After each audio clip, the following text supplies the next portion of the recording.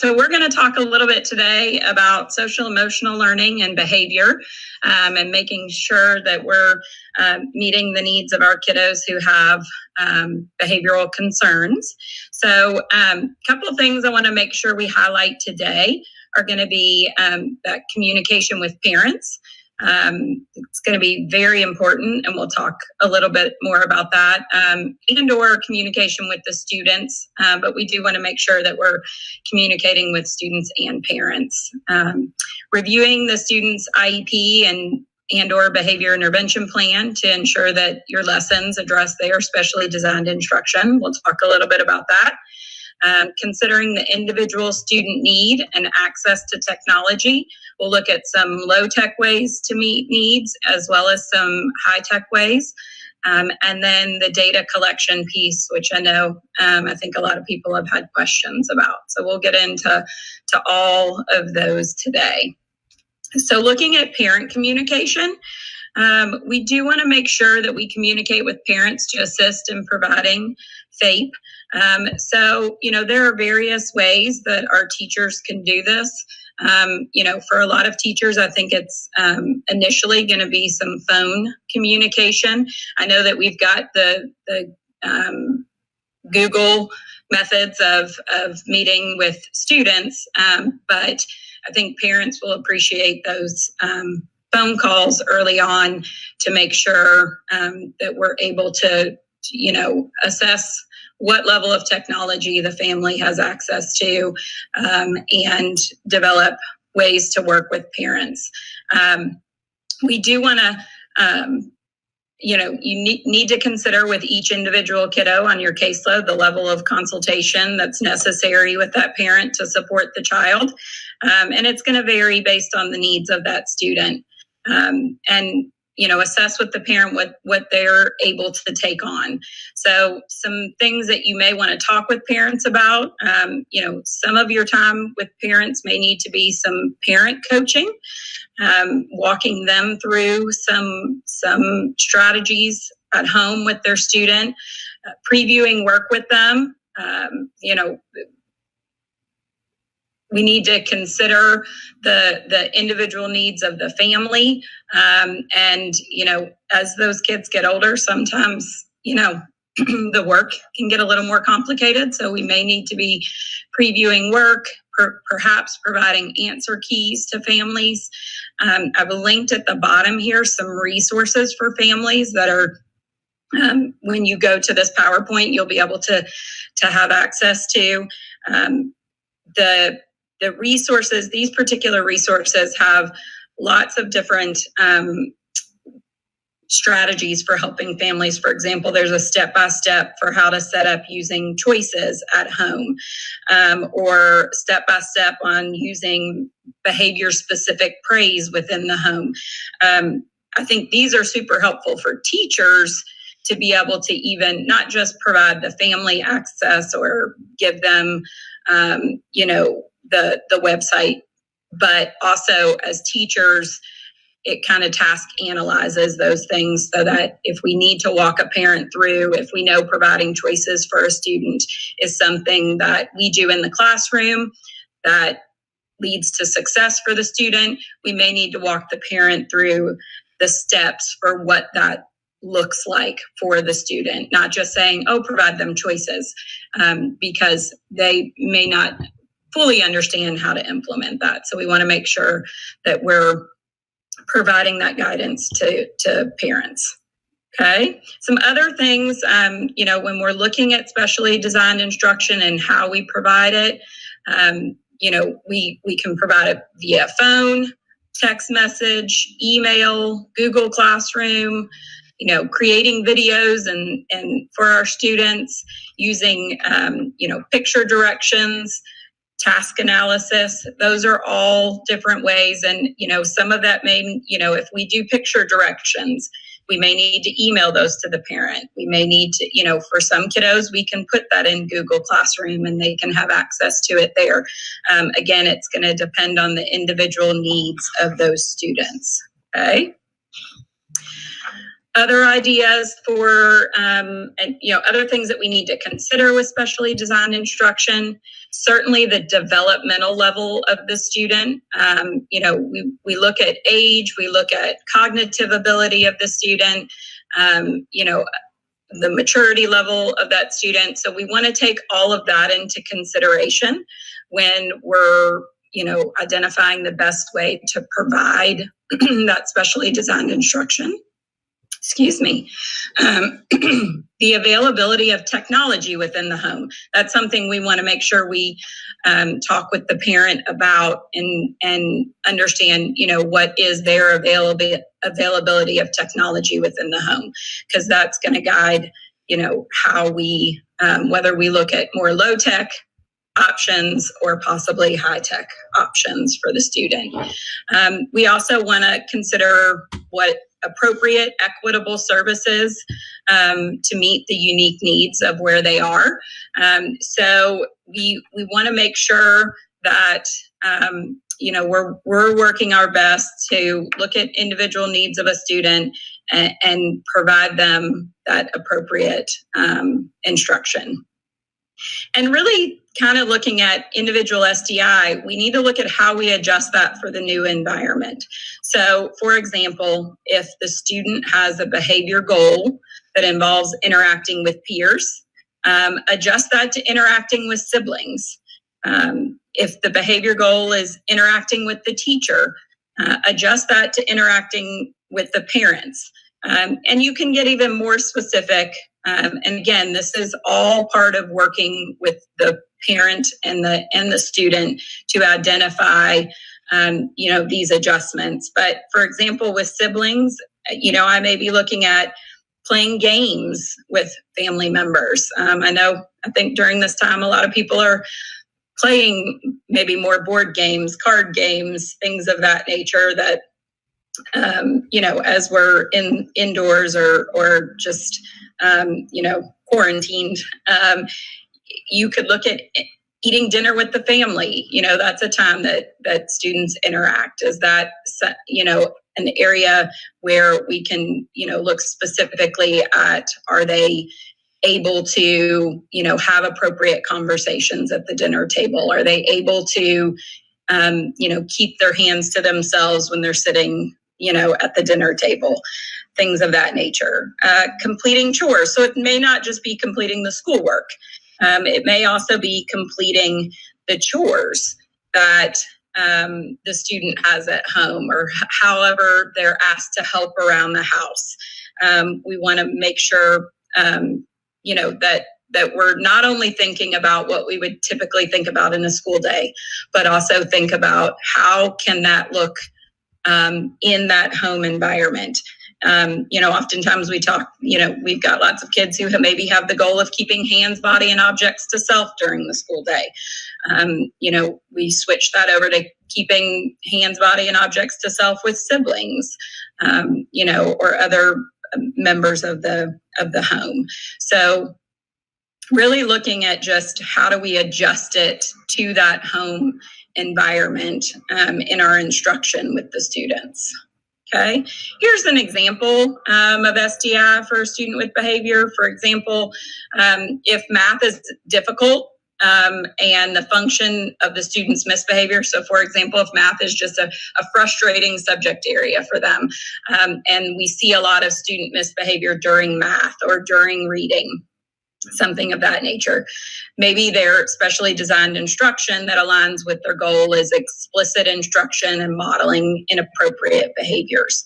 So if I'm looking at maybe a lower tech option for that student, it may not be a physical packet, but it may be that I am, doing a task analysis with pictures for that student to reduce frustration, or video or text box modeling on how to solve a problem. I can, those things can be sent even via email or text messages, things of that nature. It may not have, if the student doesn't have access to the technology. Okay.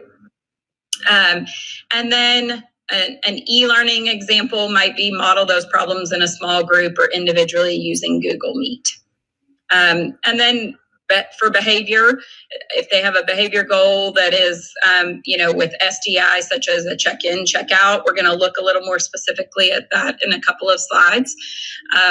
But we have to adjust that to incorporate behaviors aligned to that home environment. If they have STI, that is maybe looking at specific strategies for behavioral goals like choices and things like that. A low-tech way would be phones, sharing social stories with the parent that they can read with the child. Maybe it is even just where we're meeting over the phone to do some social problem solving activities.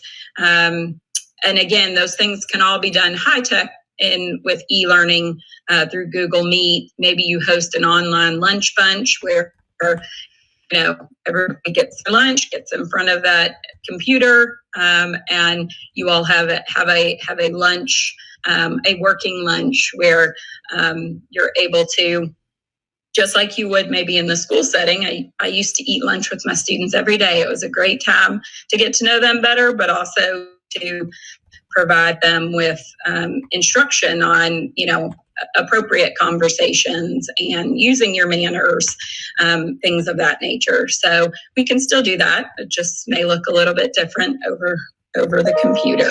Okay. Hey, Annie. It's Melissa. I just have a couple questions that are coming up from chat, and I just want to see if maybe you can address them for just a sec.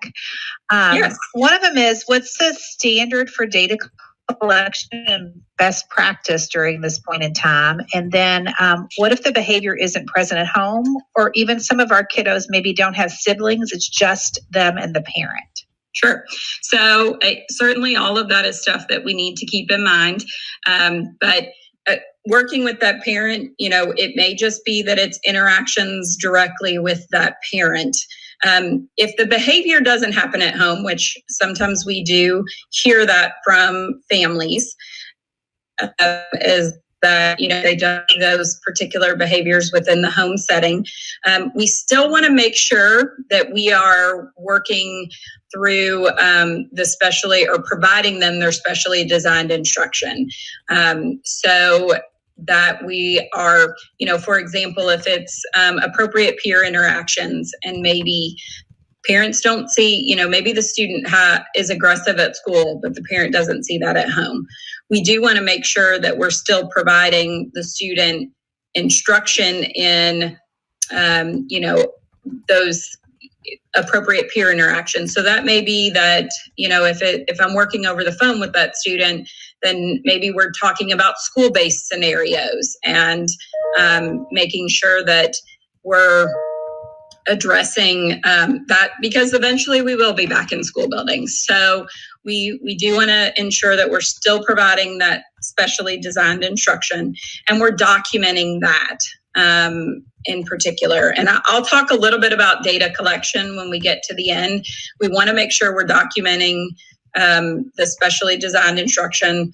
But then there's other ways. We're going to look at a check-in, check-out form.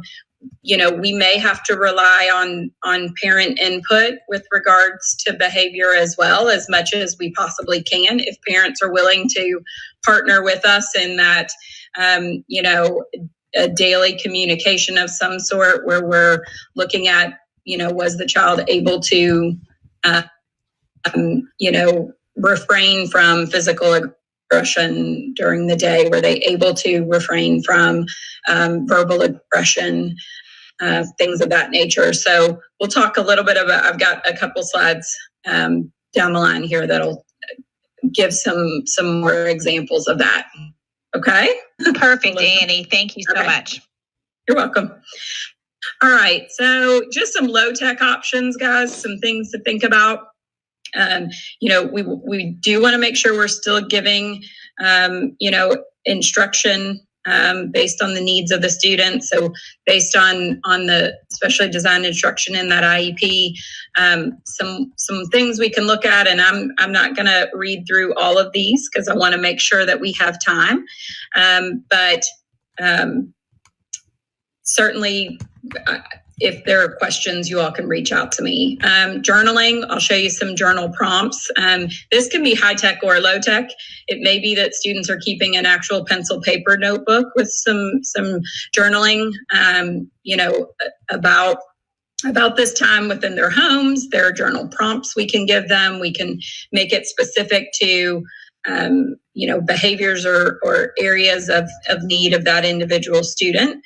Or it can be an electronic entry as well if the student has more access to technology. Working with the student to give them a scenario, asking them, a behavior scenario, asking them to create a comic strip story,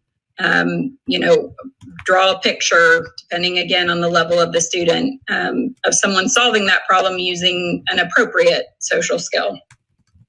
Using stories, there are a lot of different ways, high tech and low tech, where we can read a story to a student or a scenario, have them identify the problem and possible solutions.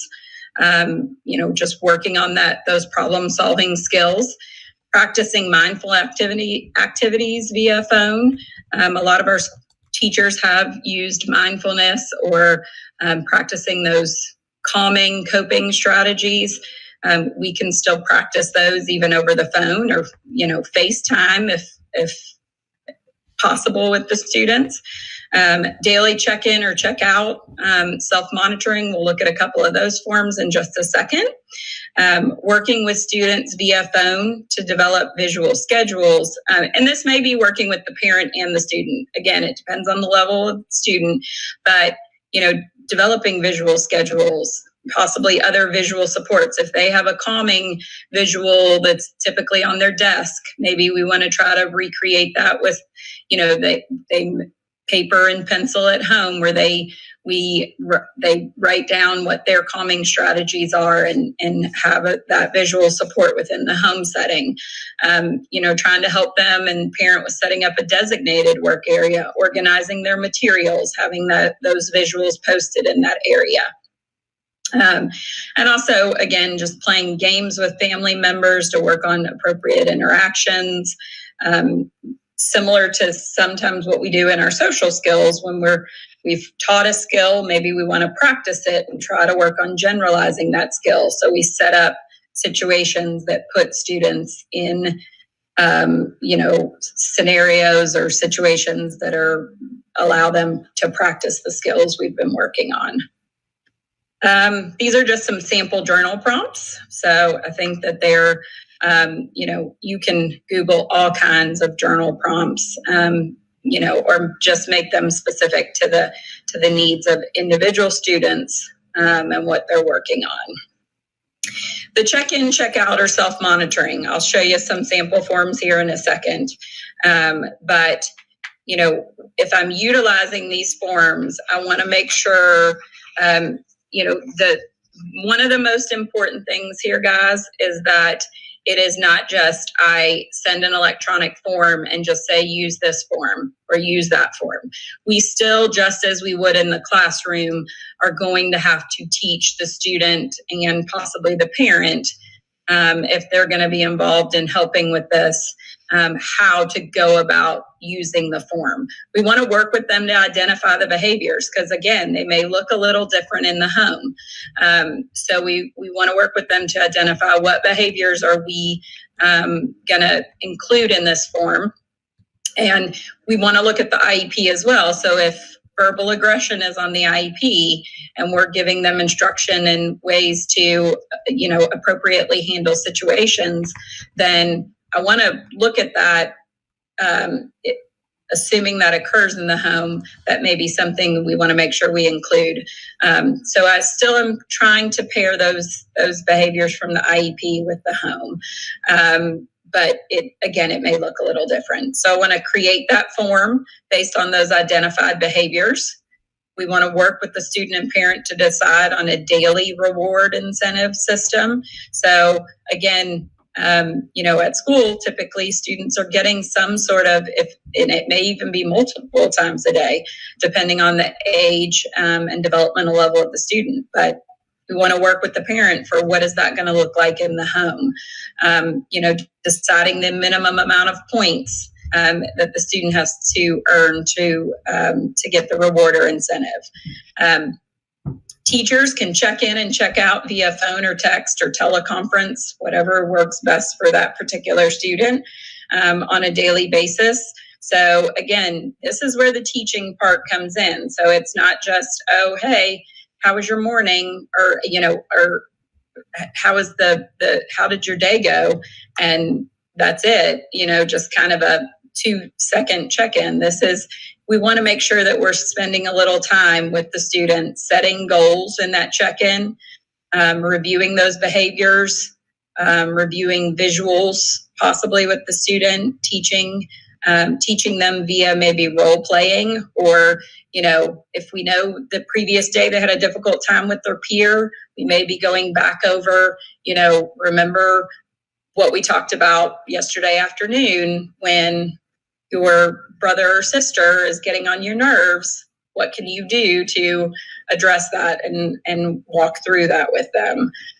Again, at the end of the day, checking out what went well, what are some areas of improvement, and how will they improve? What are they going to do? What strategy are they going to use to address that?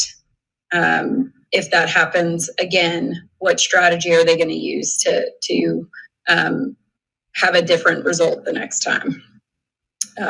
So this is just a sample check-in, check-out form. This was created. You can create any check-in, check-out form on Intervention Central. You'll see the link at the bottom there. Again, I may need to adjust these behaviors. So these are kind of general. I completed my work. I followed directions. I used appropriate language. I may need to change that to I used appropriate language with my parents and siblings.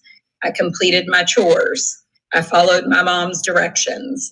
Things of that nature are, so those can be adjusted based on those conversations with parents and students. Okay. Here's a self-monitoring example. Again, there's a link there. You can go in, you can make it your own for the student. This is a little bit different than the check-in, check-out, because the student, check-in, check-out may be something that you work with the parent. You could change this. You could even change this self-monitoring form to be a parent and student. So sometimes our teachers use where the student self-monitors and then the teacher has their, then they meet with the teacher and they talk about how they marked themselves. Parent could do that with the child as well. Okay. So that just gives another possible example. Again, remember that these aren't just forms that we're handing or sending electronically to the parent and or student and saying, do this. This is going to help us. This will give us hopefully some data that is helpful for us. And I know we're relying on the student and the parent for that information, but the form itself is not the instruction. This is just going to support the instruction so that we can continue to assess how the student is doing within the home setting and areas of need and how we can best help them. And with any of these forms, the communication piece is going to be huge. Making sure that we're having that communication, even if it is via phone, email, text message, things of that nature. Okay. Some high-tech options are listed on here: interactive lessons, live chat video, using Google, using the Google Meet. There's some ideas in there for how you might utilize that. The electronic storybooks. There is a free daily Google check-in Google form. You can do essentially the same thing as the paper one I just showed you, but it allows the student to check in on Google daily with you.